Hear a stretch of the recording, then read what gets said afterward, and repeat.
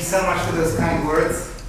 For those of you who don't know, Tisha B'Av was over in Yerushalayim, Ir HaKodesh, the holy city. It seems like ages ago, but it was just 2 days ago.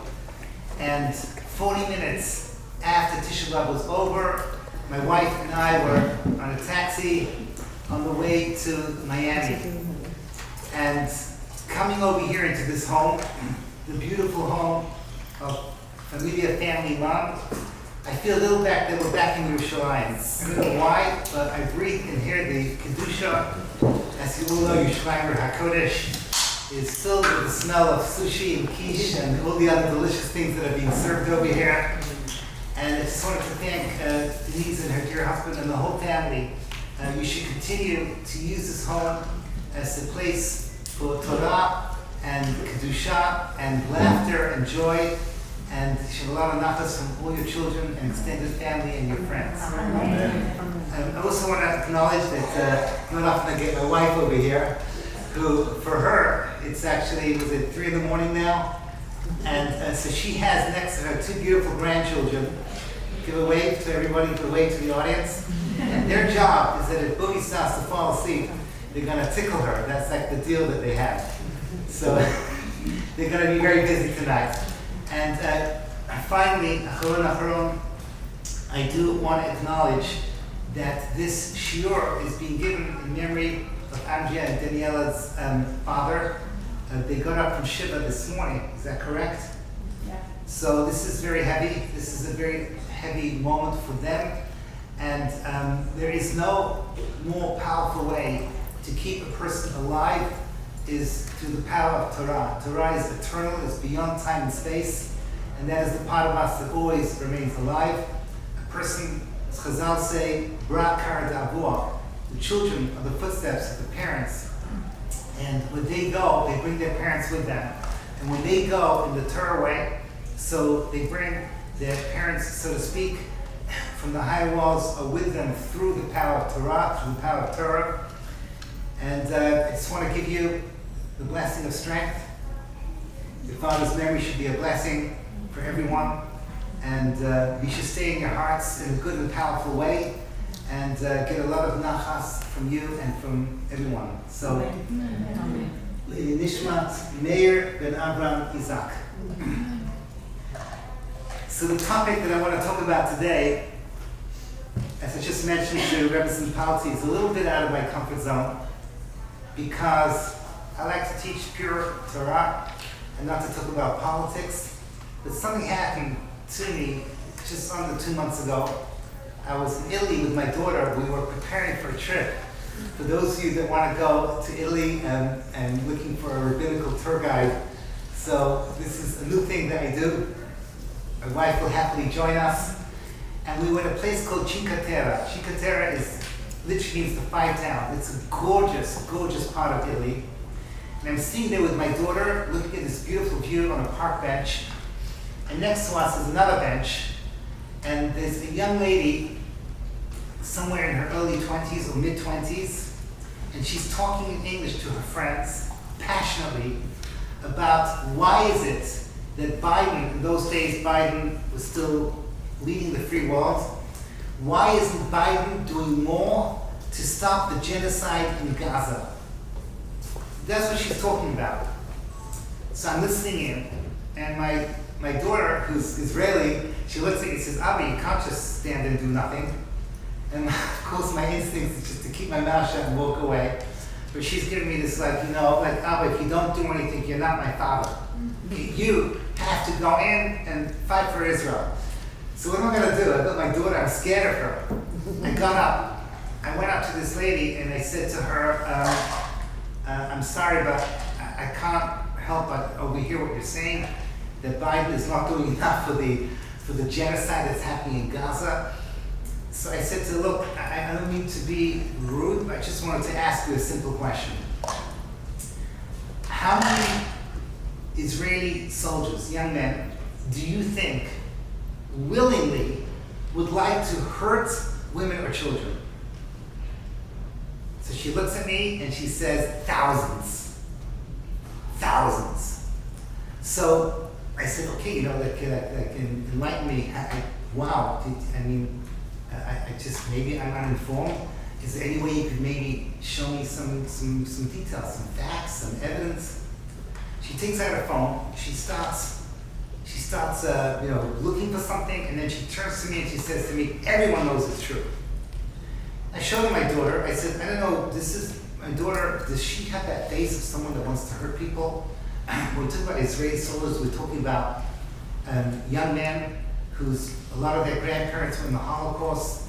We're just trying to live a life in Israel in peace and quiet, and people are trying to destroy us. I said, I don't know where you're from in America, but probably if you have any connection with Jews, I don't know, do you have a hospital nearby called Maimonides, built by Jews? So we do. Okay, we're into charity and helping people. Why do you think we want to hurt women and children? And she looks at me with that fire in her eyes, and she says to me, your presence is making me feel uncomfortable. It's just what she said. And I didn't know these things existed. But, really, until Bibi Netanyahu was here last month and explained to us that these are Iran's useful idiots. This is his quote. But she was really upset, and she was really convinced that Jewish boys want to hurt women and children. Now, she really wanted me to leave, and I would have asked her very politely, why is this, what bothers you?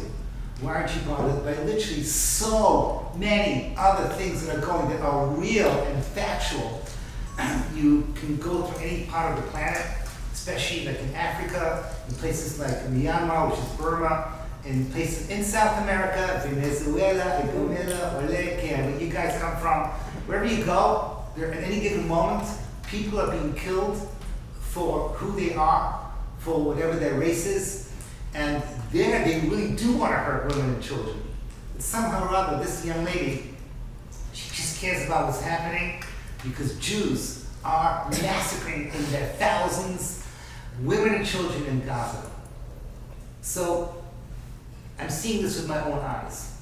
I'm hearing about this from all my students, and it's just overwhelming that since Simchat Torah, since Simchas Torah, Shabbos Simchas Torah, what they call October 7th, I hate that phrase October 7th because literally, I have to get this off my chest. It literally bothers me to know, and when in our circles we call it October 7th, Hashem is trying so hard to wake us up, and He said to us, I'm doing this on Simchas Torah, and I'm doing it on Shabbos. So if you want to know what's going on over there, number one, think about Torah. Number two, think about Simcha. Number three is think about Shabbos. In a little bit, I can open your eyes.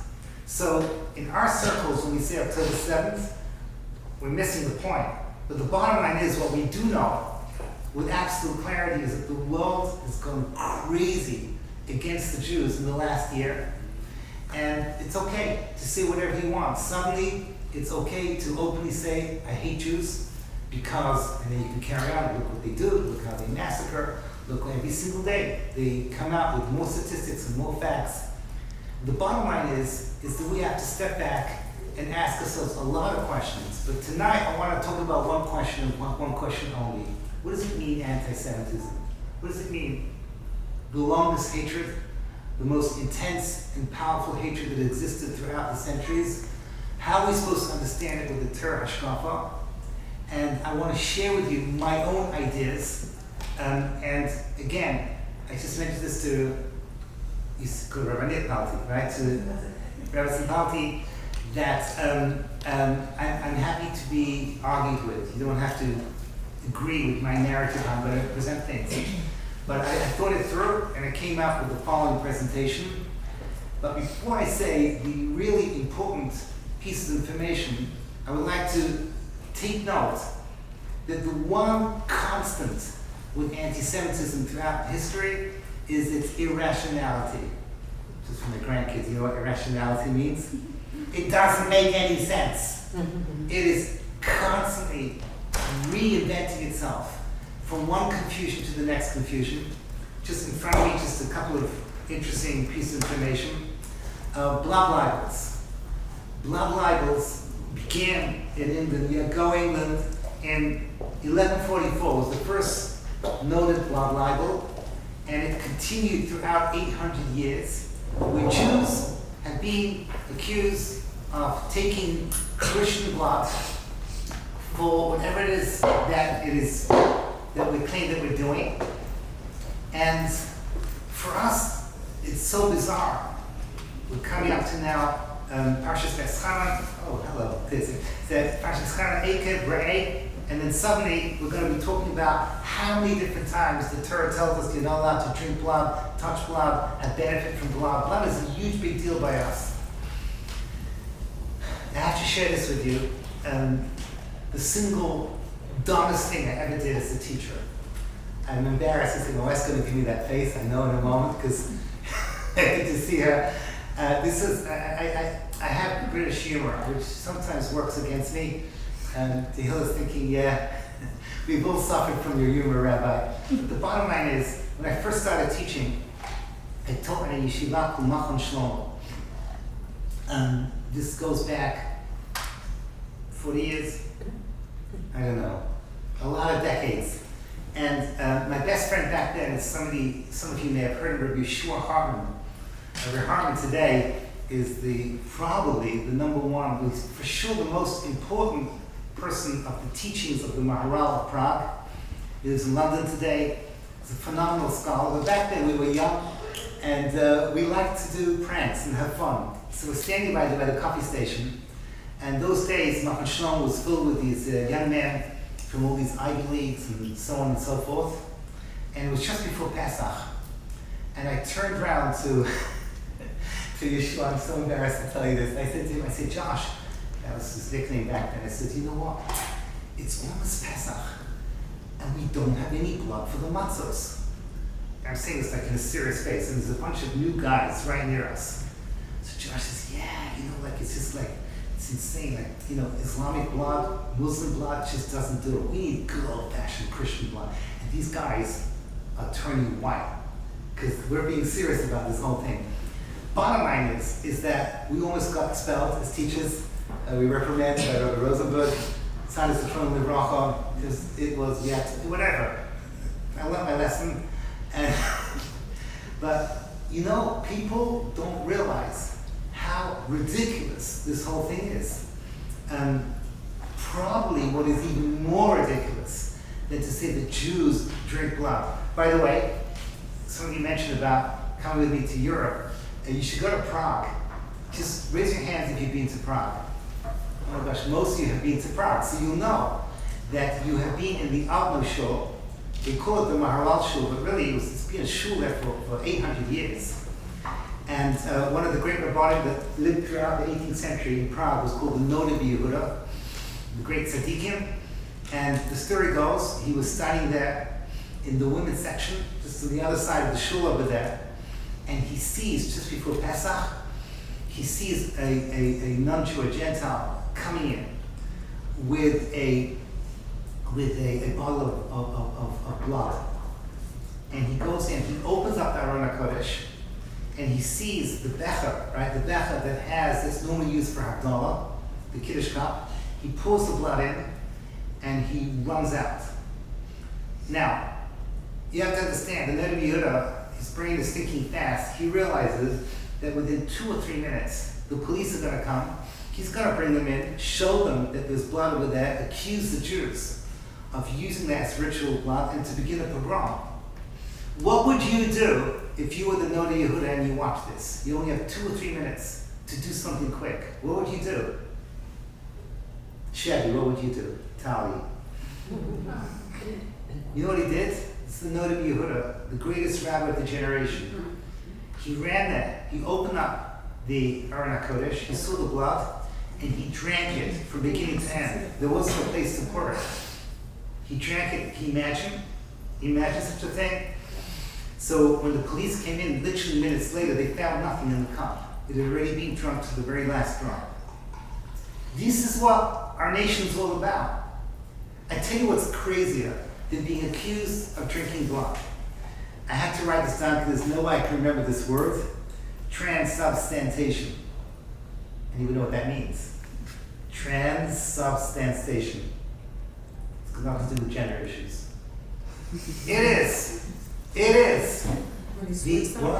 Oh my gosh. Yeah. It is a ritual accusation. So in certain Catholic rituals, they say that the body of their man god can be transformed into a wafer. Now you all know, I don't think we have wafers over here. Wafers are normally given to your grandkids. We call them waflim, nachon. Again, we have lemon and we have chocolate. But they actually think that his body is put into that. And throughout our history, okay, I'm talking about, it started off in, over here, the first one was in 1243 in Belitz, which is near Berlin. And it went on until the 18th century. Jews have been accused of stealing those waflim, those little, how do you say waflim in English? Wafers, thank you. These little wafers. And then we take pins and put the pins so that we can torture the God of the Christians. Now, literally, I know it sounds like voodoo, and it sounds like kind of a sick joke, but literally, Jews have been burnt at the stake. I mean, this is in Rome. We were just there very recently in Italy. Throughout Spain, Jews have been accused of doing exactly this, and this has caused pogroms. The point I'm trying to make is that there's this constant craziness about what Jews have been accused of having doing to be able to be hated. Now, economically, for some reason, Jews are very successful with money, and this has been another source of anti-Semitism. 100 years ago, the #1 book being sold in Russia was the Bible. Who knows what the second most popular book was in Russia if you go back 100 years ago? Elders of Zion? There we go. Thank you. The Protocols of the Elder of Zion, which is basically a book that says the Jews have some kind of a network to be able to control the world. Henry Ford believed in this very strongly, and he had a very powerful point, because the Jews came to America like everyone else, and within a few decades they were controlling everything. And it's just insane. In Russia as well, with the downfall of communism, within 10 years, I think they said that half of the billionaires, of the new money that was opened after the fall of communism, half of them were Jews. Berezhinsky, whatever it is, Abramovich. This is the people that made money quickly, and they said, well, obviously there's some kind of a conspiracy that the Jews want to control the world. What's crazy is that the Japanese also used to buy this book. They had never seen a Jew. They had never seen a Jew. When Rav Chaim Shmulevitz came with the Mir Yeshiva to Japan, and he was asked by one of the ministers over there, why do the Germans hate you so much? And Rav Chaim Shmulevitz smartly said, you know why? It's because we're different. We're different from your area. So they got the message, okay, that they don't like you guys either, because Japanese are also different. But what's incredible is that the Japanese seriously had a thing called the Fuju Plan. Anyone heard of the Fuju Plan? Anyone know what a Fuju is? They wanted to stimulate their economy. And their whole idea was to bring in thousands and thousands of Jews to Japan, because they knew if you bring in Yidden, then you bring in, the economy gets stimulated. But the Fuju, F-U-G-U, is the name of a fish. But not your regular fish. It's a blowfish that is poisonous, and you have to remove the poison in a certain way. And if you do not remove the poison in the correct way, and you eat it, it will kill you. So if you get the poison out, it is the most tasty fish that's around. If you don't, it actually turns around and kills you. And the Fuji Plan was the awareness that Jews, if you know how to handle your Jews, Japan will be rich. You mess up, the Jews will kind of turn around and they will destroy Japan. This is the way that the world looks at us. So we've been accused of everything. We've been literally been accused of everything. The communists say that we're capitalists. The capitalists say that we're communists. Trotsky and Marx, they're all Yidden. There happens to be a lot of truth in the fact that Jews are very often involved in financial scandals. The last 10 years, I made a little calculation. Since Bernie Madoff, all the major scandals that Jews were involved with, and if you know the names of the cryptocurrency scandals. It's not so much in our circles. You probably know what I'm talking about. I did not even know this. I just looked up his name. Sam Bankman-Fried. His lawyer was called Mark Cohen. And him and his people managed to cheat billions, not millions, billions of dollars of people through cryptocurrencies. And we all have to have things like Fried and Cohen. My Rabbi Rav Moshe Shapira once said, with a smile on his face, because he was quoting Voltaire. Voltaire, as you all know, was a French anti-Semite, one of the greatest poets that France ever had, but he hated Jews. Poet, philosopher, and he once said the definition of anti-Semitism is when you hate Jews more than necessary. And there is a certain wisdom in that, because we're not exactly at just flu elul, thank God. So we're amongst ourselves, but when you fly United, so ladies and gentlemen, B'chil Hashem was brought to you by Israelis. Whatever it is. So whatever. It is what it is. You can't help it. But the bottom line is that there is this consistency of being accused of absolutely everything. In the last year, it's gone from every single type of hatred to this new one called anti-Zionism. Basically, they hide behind their anger with Israel. I don't know if you remember this, but a few months ago, there was something called the Eurovision Song Contest. I don't know why you would know about it in America. But they're not American. They're not American. There we go. Okay, it's true. So you guys are like rooting for Spain? I don't know. So, the what? She was really well. Yeah, I don't know why anyone would want to listen. This is like, if I remember when I was growing up in London, that it was considered some kind of like a kfira, like the worst thing you could do is to listen to the original song because the music there was so bad. But the bottom line is that for some reason, 1 billion people watch this. And it's all the European countries against each other, and 3 countries said, if Israel comes, we're not going. So you think, which of these 3 countries? Probably ones that know all about Jews and hate us. Maybe the French, I don't know, British, no, Iceland. Okay, thank God there's a Chabad house over there. What do they know about, how do they know about to hate us? Was it Finland? Was it? I can't remember. Ireland. Well, the Irish, they have a little bit of anti-Semitic genes. I think they get it in their mother's blood from the original witches of Ireland. But seriously, the Irish, they don't like the Jews. I don't really get this whole thing. But the bottom line is that what is going on? What is exactly this deep hatred that they have for us from every single direction?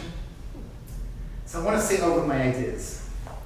And because some of you have heard things about anti-Semitism, what I want to do is I want to show you 3, not 1, not 2, but 3 separate chazal, separate sources from the rabbis that talk about anti-Semitism, and the first 2 are in direct contradiction to each other.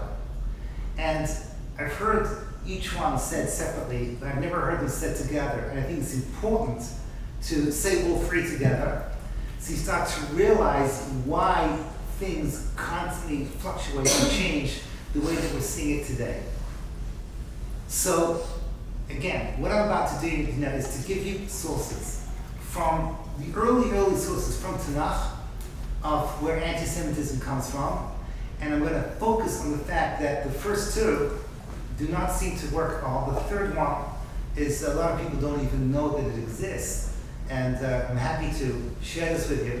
It's a lot of information, so I decided to summarize it for you, but to show you where where the sources are. The first one is from the beginning of Sefer Shemos. The Jewish people, for the first time, find themselves in a host country. The Jewish people are now in Mitzrayim, and the Chazal say the following thing, and I just want to quote it to you because it's very, very important that we know this.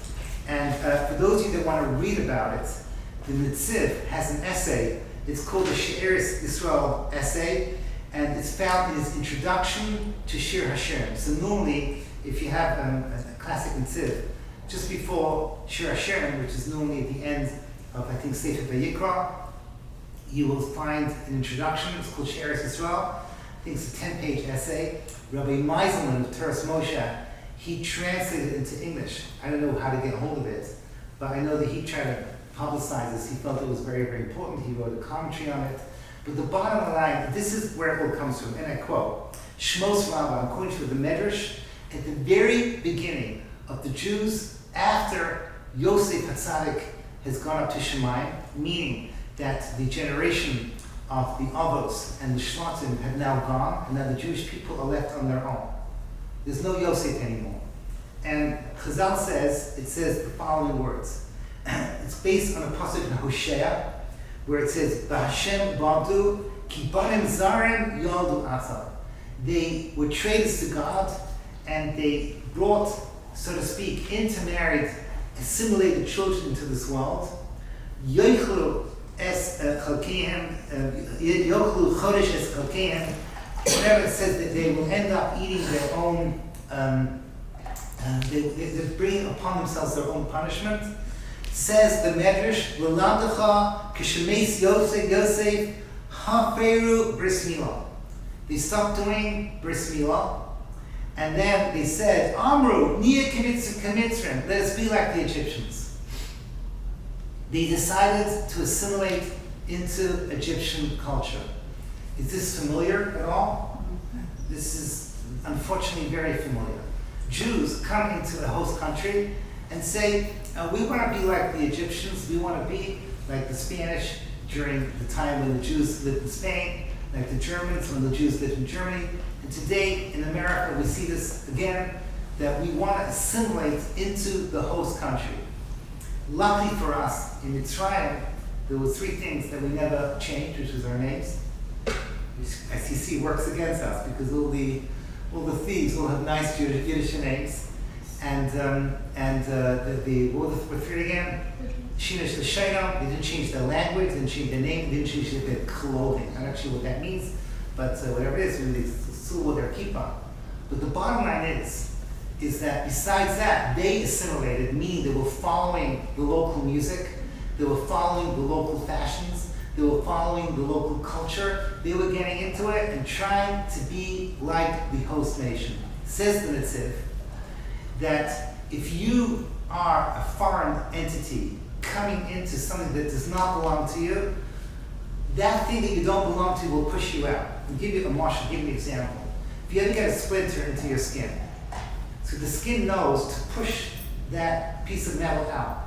It's an incredible thing, the body knows how to do it. The Jewish people do not belong in any nation except for the land of Israel. It is unnatural for us to be in a host nation. So what do? Well, Yehuda told us what to do. We build walls. We create little presidential ghettos over here.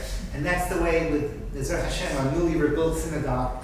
And we flourish when we are protected from the world around us. That's the way that we survive in Gaul. The moment we break down those walls. So we assimilate into the host nation. Eventually, the host nation will push back against us. It just came back from Italy. So the Jews lived in Venice for hundreds of years, and when they broke down not the ghetto walls, but the ghetto gate, so Cecil Roth describes how Jew and non-Jew, male and female, young and old, they burnt the doors of the ghetto and they danced around the bonfire, and that was it. Within a few generations, all the Torah of Italy had disappeared. You won't find great Italian Rabbanim after that had fallen down. And before we know it, the Jews assimilated, and then they didn't just assimilate, they intermarried. I don't know if you know, there was a movie called Bella e Vita, I don't remember exactly the name. It was an Italian movie about the Holocaust. It was, what?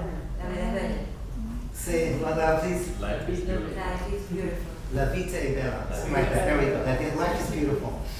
And it's a very moving movie, but everyone does not comment on the fact that it's a Jewish man, and it was all about his relationship with a non-Jewish woman. And at the end of the day, this is the story of what happened to the Italian Jewry. till it's basically today there's nothing left, except for Chabad, but there's nothing left. That's the way these things work. The bottom line is that it's a scary thing. You see, whenever we become too close into a host nation, they will push back and they will get rid of us. So this is the first of the three different sources for anti-Semitism, is that HaKadosh Baruch Hu God created in human nature the dislike of when the different people are coming to try and become like you. So there's a pushback. And that pushback expresses itself into hatred of Jews. This is the earliest source that we have for anti-Semitism. Parsha Shemos, the Jews coming down to Egypt, assimilating. It's a pasuk in Hosea, and the Medrash brings out what actually happens. And this is something that we see to this very day, right here in the United States of America. This is number one. Number two is the exact opposite. Number two happened, that was Parsha Shemos, Be'era, Bo, B'Shalach, Yisro. Now the Jews come out of Egypt. Where do they go? For 49 days we go level after level after level after level. And then we come to a mountain. What was the name of the mountain? Har Sinai. Har Sinai. Does anybody know why was it called Har Sinai? It's Gemara in the Sechet Shabbat, Pei Testament base. It brings down the source. Why is it that it was called Mount Sinai? Shiyarda Sina La'akum. Hatred came down to the nations of the world against the Jews. Now, it's not just a small little thing. At Har Sinai, with the moment when the Jews were elevated and became the chosen nation, we became the Am Segula, meaning we became Hashem's nation. At that moment then, all the other nations of the world started to hate us. Why? So, this is the exact opposite reason. Not because we were becoming similar, is we're becoming different. To give you an example, I have my granddaughters over here who are doing surprisingly well.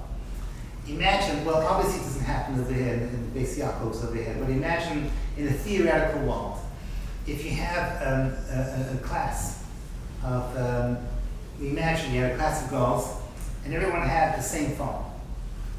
Everyone had whatever, the latest Android, whatever it is, and then somebody comes in with an Apple. But not just any Apple, the latest Apple. I don't know, every time they come with new things, they say the latest Apple knows how to implant itself into your brain so you can be looking at a screen for 24 hours a day. So what does everyone else do? They're jealous. It's a crazy thing, they're jealous. Why? You didn't just get an upgrade, you got a new operating system. You got something in a totally different dimension, and you left us all behind. We were happy until you came along. We didn't even notice that it was anything different. We have, I'm not going to mention what I'm referring to, but my wife will know. There was a shul that was built in Har Nof, and it was so incredibly beautiful, and everyone was so amazed about it. But I said, what this shul has done has made every other shul in our neighborhood ugly. You don't realize that your shul is ugly until somebody takes building it to a whole different dimension. At Har Sinai, the Jewish people did not go from 7 mitzvos to 613 mitzvos. We were literally taken to a whole different level. Some of you may remember the Kuzari teaches us that at Har Sinai, we became, so to speak, the fifth dimension in creation. Dimension number one is called inanimate, domain. Then came chai, became animate, became plants and vegetables. Third was chai, was the animal kingdom. And the fourth one was Medava, was the humans. The fifth one was the Jew. So the difference between the fifth and the fourth is the same difference between human and animal. It's a massive difference. It's a whole different dimension. So this is a totally different source of anti-Semitism, is the upgrade that we got, that we became the chosen nation. By the way, many other nations claim chosenness. The Japanese and the Chinese, for sure they do in their culture. But we're the only one that gets deeply hated, and the root is in Har Sinai. The third root of anti-Semitism is something that really needs another class. So Geveret Man is going to have to bring me back to explain this properly. I'm just going to give you a quick summary of the third one, and I'm not going to talk about it much because it's complex and nuanced, and needs a lot of explanation, and I'm just going to summarize the way it works. You will know that our nation has 3 roots. We said in our tefillot, Elokei Avraham, Elokei Yitzchak, Elokei Yaakov. Thank you, Tali. Okay, that's it. Okay, Avraham, Yitzchak, and Yaakov. The Chut HaMishulash. Each one gets its different Elokei because each one created a new dimension in Judaism. And Judaism is taking these 3 things. In Kabbalistic language, we say Chesed, Gvura, and Tiferet. Whatever that means is Avraham, Yitzchak, and Yaakov, and together the 3 of them are the Jewish people, created the Jewish people. Now, this is incredible because HaKadosh Baruch Hu, Hashem, created the world that for every force there has to be an equal and opposite force. It's a law in physics. Newton taught this to us. It's a law in spirituality. For every koach in Kedusha, there has to be an equal and opposite koach in Tumah. In the language of the Kabbalists, it's called a klipa. Klipa, which means a shell. Why is it called a shell is not for now. But the bottom line is that the klipa of Abraham is called Yishmael. The klipa of Yitzchak is called Esav. And the klipa of Yaakov is called the Erev. That translates into simple English. Ishmael, the father of Islam, he is the anti-Avraham. Esav, the father of Western civilization / Christianity, is the anti-Isaac, Yitzchak, and the Erev, which is the 5th column of the Jewish people. We have a bracha in the Shemona Esrei, the Mashinim Antisikva. The Sfaradim, minim, right? Antitikva. These minim are the word min, which means a different species. So they're the Erev, the Jewish people from within that are called in the language of the Yeshayahu Hanavi, Achechem, Seinechem, Menadechem. Your brothers who hate you, who say that you people, Menadechem, Lashon Nidur, right? Nidah, that you are different from us. You are the opposite of us. These 3 klipos, these 3 sources, they cannot exist without the other one being destroyed. Excuse me, right? Without the other one being known, they need to express their existence by destroying their antithesis. But each one is different from the rest. This is why I can't explain everything in one go. What you need to know for my next few minutes is that Yishmael, their anti-Avraham, is focused on the land of Israel. They're called the Oyev, the enemy of the Jewish people. The Oyev of the enemy of the Jewish people is specifically when we are claiming what they claim is theirs. So Yishmael thinks that they are the true expression of what Avraham Avinu wanted to bring in this world. And that is focused over the land of Israel. Esav is a different story. Esav, as you know, shared a womb with his brother Yaakov, and he claims that he is the true continuation of Yitzchak, and he created Christianity, which I'm not going to explain now, but they do not allow God into the lower part of this wall. God is up there, which I'm not really explaining now. And Yaakov has what's called the Erev. The Jewish people have always had a 5th column. Now, how does this translate into recent history? Let's start off with the Holocaust. I am a strong believer of the words of Rav Moshe Shapira, that the real pain at the end of history before Mashiach comes in terms of Jews being murdered in huge quantities is in our past.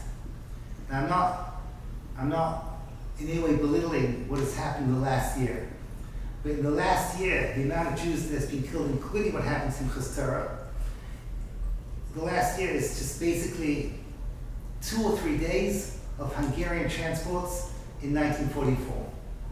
If you just deal with the numbers. So when you talk about 6 million Jews, it's a whole different dimension.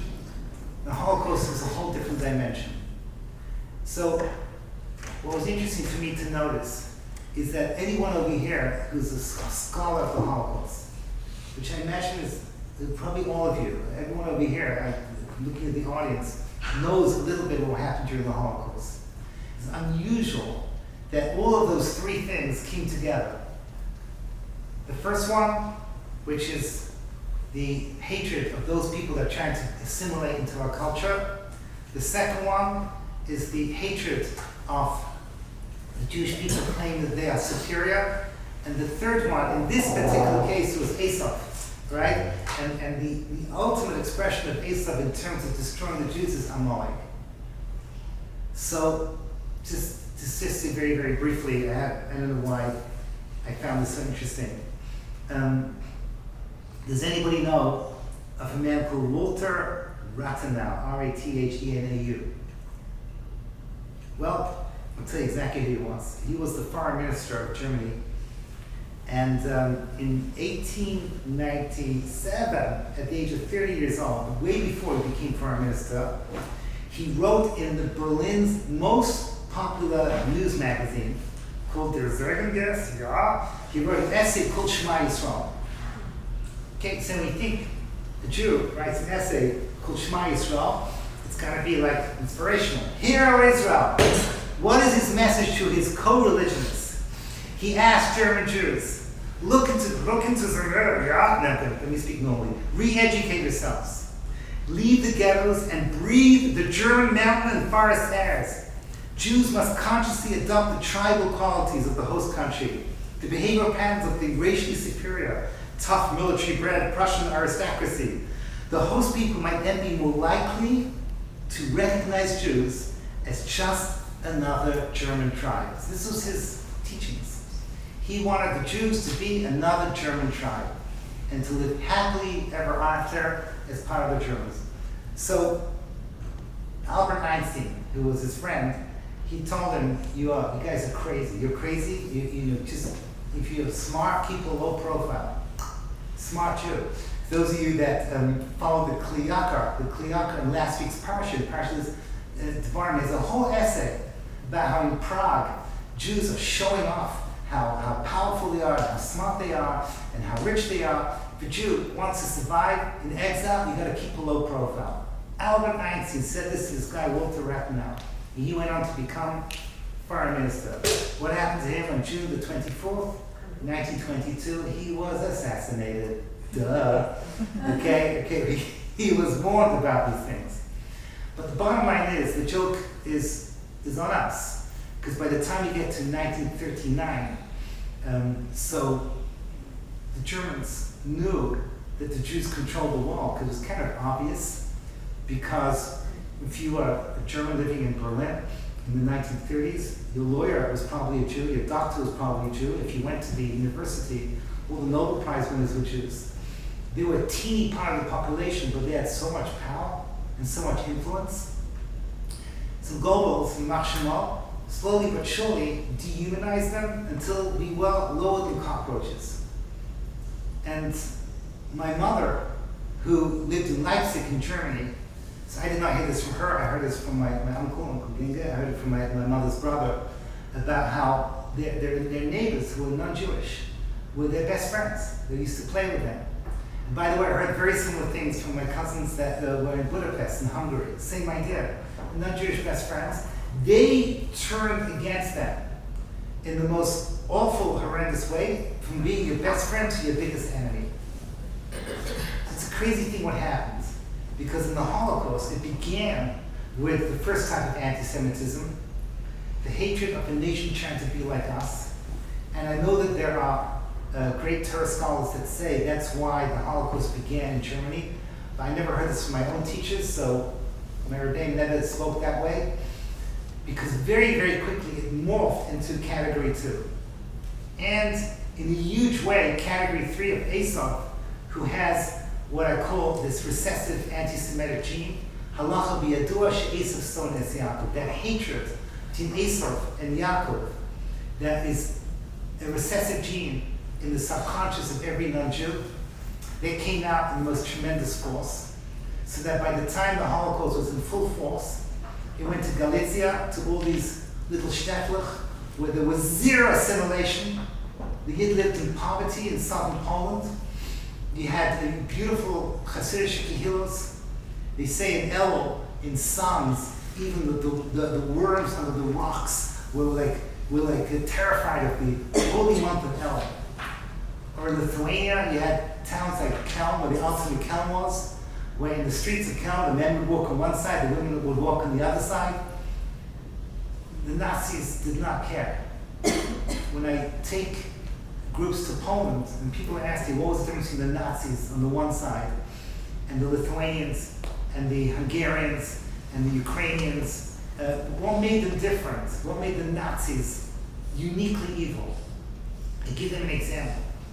I say, imagine a Jew is sitting over some holy books, and he's studying the Holy Torah, or he's reading from a Sefer Torah, and in comes the Ukrainian thug, the Lithuanian, Hungarian, one of these people, they come in, what do? They attack the Jew. They attack the Jew. They beat him up. We don't like you. But the Nazi was different. When the Nazi would come in, the first thing he would attack would be the books. He gets it. Hitler understood that. Hitler understood Yamach Shemot. He said the Jews had committed a tremendous crime, 2 crimes against humanity. Circumcision on the body and consciousness on the human brain. That we have conscience on the human brain. And he understood exactly where the true enemy was not the Jew, but the Torah of the Jew.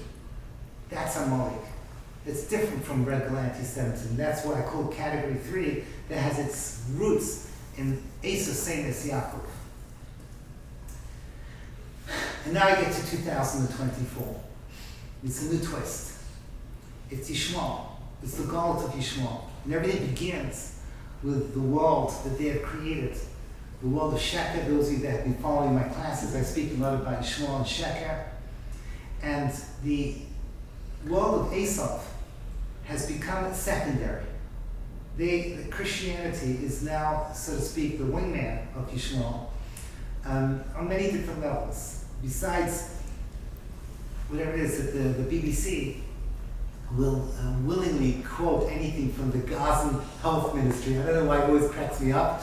Whenever I hear the phrase Gazan Health Ministry, you think of these people, like walking around with their ties and jackets fresh out of Harvard and Oxford, with all their statistics from there. No, we all know that these are like half human, half lizards, scorpions that live under the rocks. And they're giving out statistics from the BBC, and the BBC turns it into facts. That's what they do. I don't think it's just the British. The Americans are not much better. Somebody told me this last week. Somebody may have heard this woman called Candace Owens.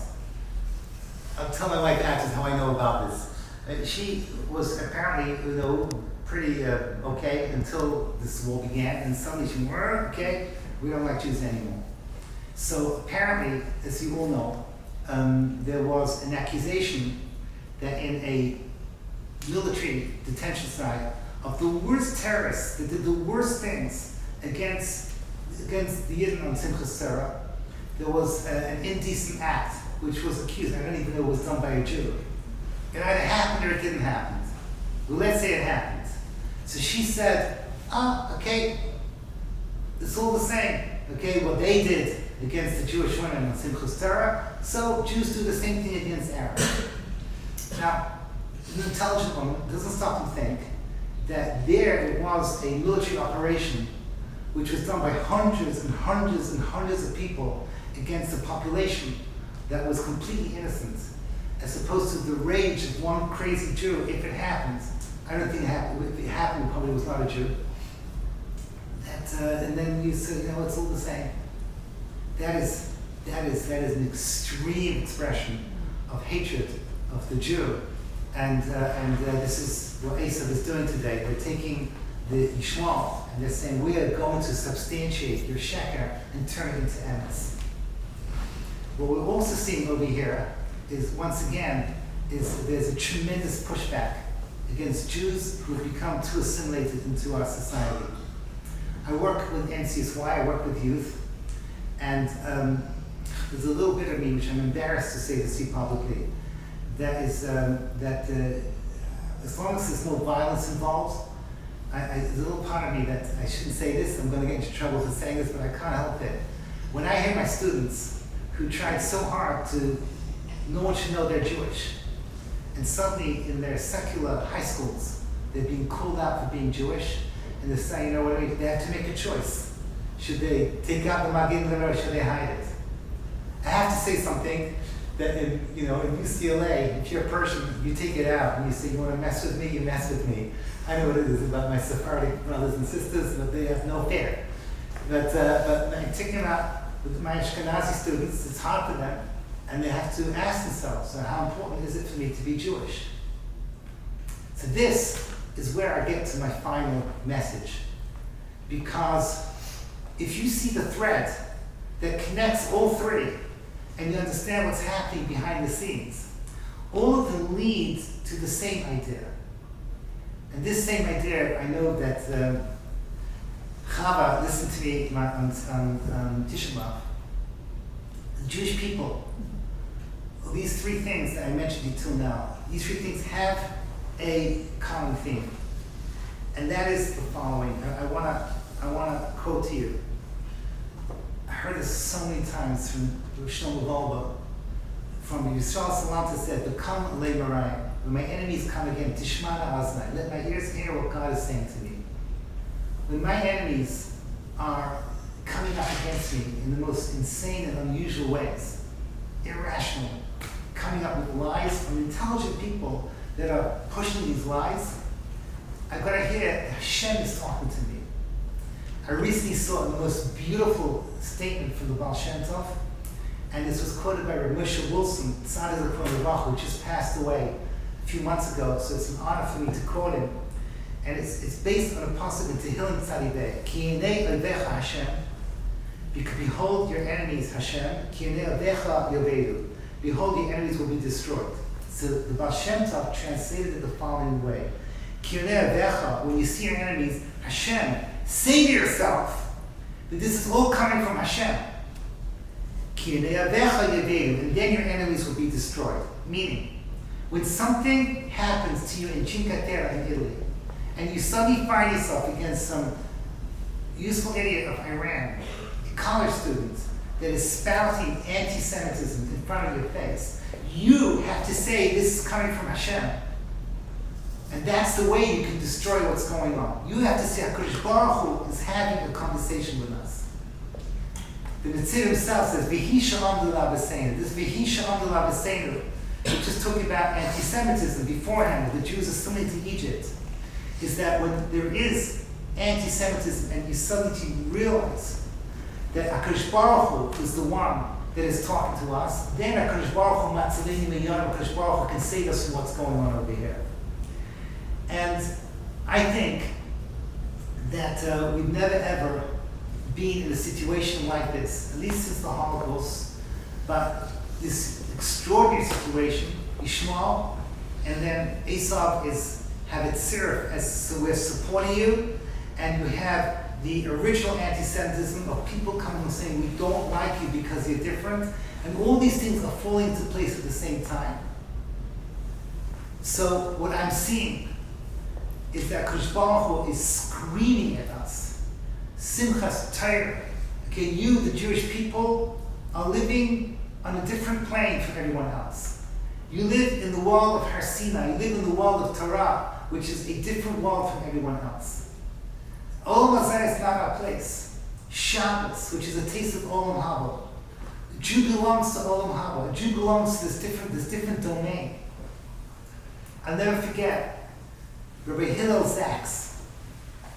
On Sukkot, I was once in his house. Hillel Zaks is the grandson of the Chofetz Chaim, of blessed memory. He said to us, he spoke to us after davening, and he said to us, let me describe to you what this world is looking like. This world looks like that we're watching at the end of a show, they bring the curtains down. And as the curtains come down, you have the people that are the main players on one side, and the people that are important on the other side. Kadosh Baruch Hu is bringing down the curtains in history. And he was talking to us as people of Kiruv, have a chance to bring people in as much as we can to the other side before the curtains hit the bottom, Mashiach comes. And then, if you want to know what happens after Mashiach comes, then you have to hit my Mashiach class. But we're just before Mashiach, with emphasis to Mashiach, with the heels of Mashiach.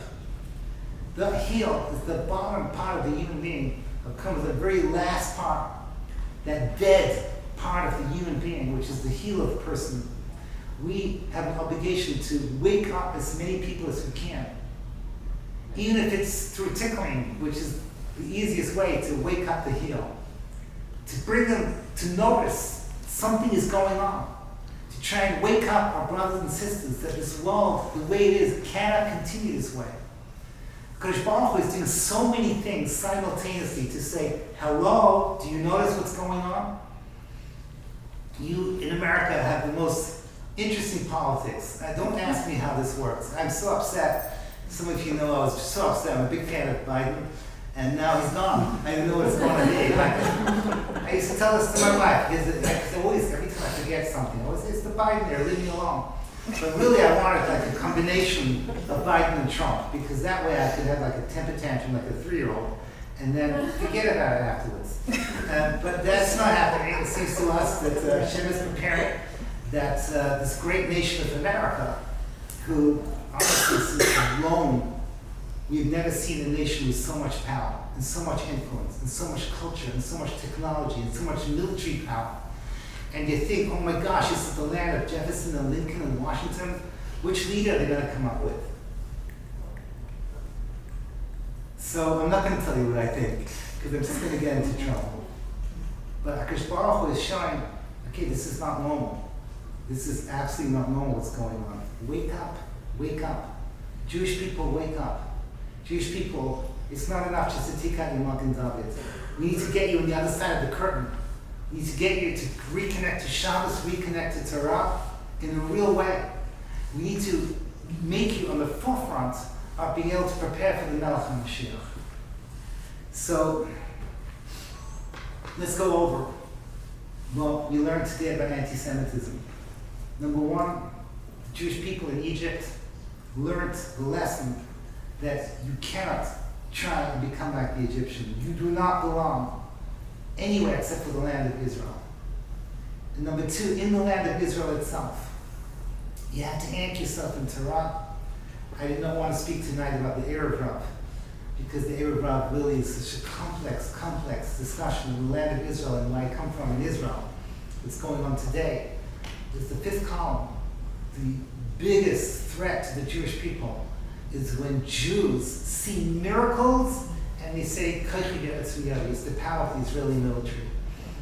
If you guys want to get a bracha, go to an Israeli soldier who saw with his own eyes about how many miracles are going on in Gaza as we speak. Miracle after miracle. These people are so holy because they see it in their blood. But when their leaders say, no, it's not God, it's us, we don't need Hashem, they are literally a threat to our security. So we have to go back and anchor ourselves in the holiness of the land of Israel, in the holiness of our Torah, where Hashem gave us, the Skula gave us that upgrade, that we're this elevated nation. And if we could do that and have that critical mass who's on the right side of the curtain, then Bezrat Hashem, everything else will fall into place. Kirnei Avecha Hashem.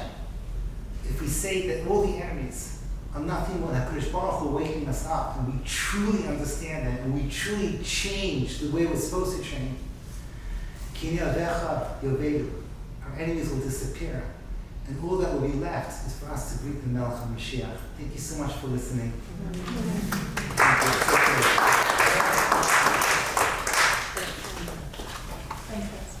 Any questions? I think I've earned my sushi. What? Any more questions? Could you explain it? You said the first two things contradict each other. How do they contradict each other? Well, one says anti-Semitism is when we become assimilated. The second one is when we become different. So is anti-Semitism Jews becoming like non-Jews? Or is that anti-Semitism Jews being superior to non-Jews? So the two work in opposite directions. And in the Holocaust, they came together.